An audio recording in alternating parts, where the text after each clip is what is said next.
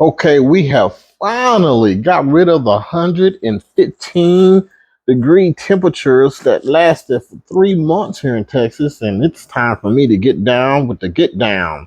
This is Turf Type Power Fescue, and I am in Texas, and look what the weather did to my fescue in the front. Absolutely devastated it. Now we're expecting some rain all next week, and I'm in a rush to try to get some of it down. My lawnmower broke on me, the little cable here. I had to order it. Got it off Amazon. It's supposed to be here today, not here, but that broke on me, so I had to pull out my big boy here. Reason why is because I needed to chop down all that grass in the front, all the matted grass. I needed to get it down as low as possible to start this overseeding process. And once I got all of that chopped down, I had to pull out my Greenworks. This is a dethatcher, and what it does is it takes up all the old thatch. And the reason why I needed that was because I need the seeds to hit the concrete. I'm sorry, I need the seeds to hit the dirt to have a better seed to soil contact for germination purposes. That is also called a scarifier, and let me show you what I mean. You see all the uh, the exposed dirt that I have here in the midst of some of the fescue survived, as you can see. I had to get that out of the way, and just to give you, I haven't had a chance to dethatch this area, so take a look at all that matted grass that's down there. I've already cut it as low as I can get it. Now take a look at the area that has been dethatched. It pulls up a lot of the dead grass, and you can see in there a lot of the soil is available for the seed to contact. The next thing I'm going to do is pull out the old aerator. This is a pull behind aerator that I use every year. I throw the brick on top of this, and there are the tines there. They go off into the ground and get me good aeration.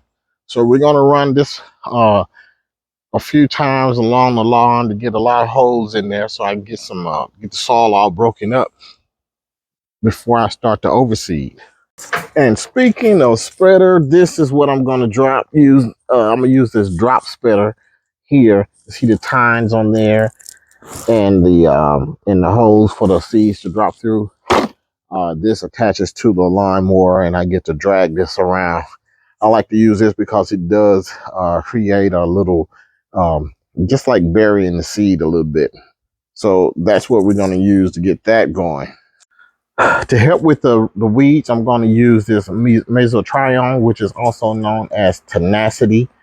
This right here, it's the same exact active ingredient as tenacity. It's a lot cheaper. I get a whole gallon of this stuff, and it was pretty inexpensive compared to what they sell 8 gallons for, and I mean 8 ounces for. And I'm going to be using this Gravity, which is a plant growth stimulant. I want to use this to help the seed establish fairly quickly, because it's a rush to get this stuff up and growing before the first frost.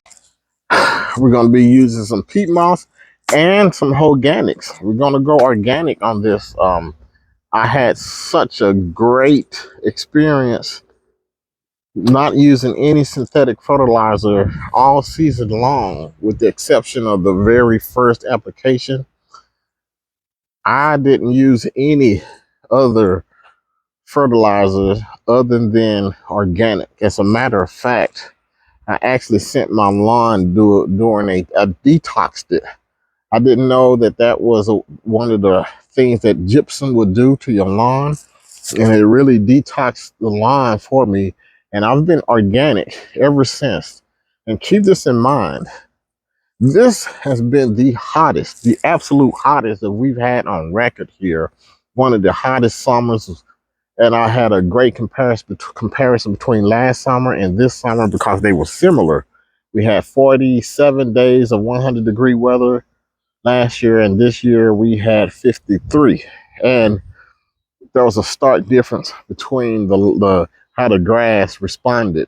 This grass responded with very little water.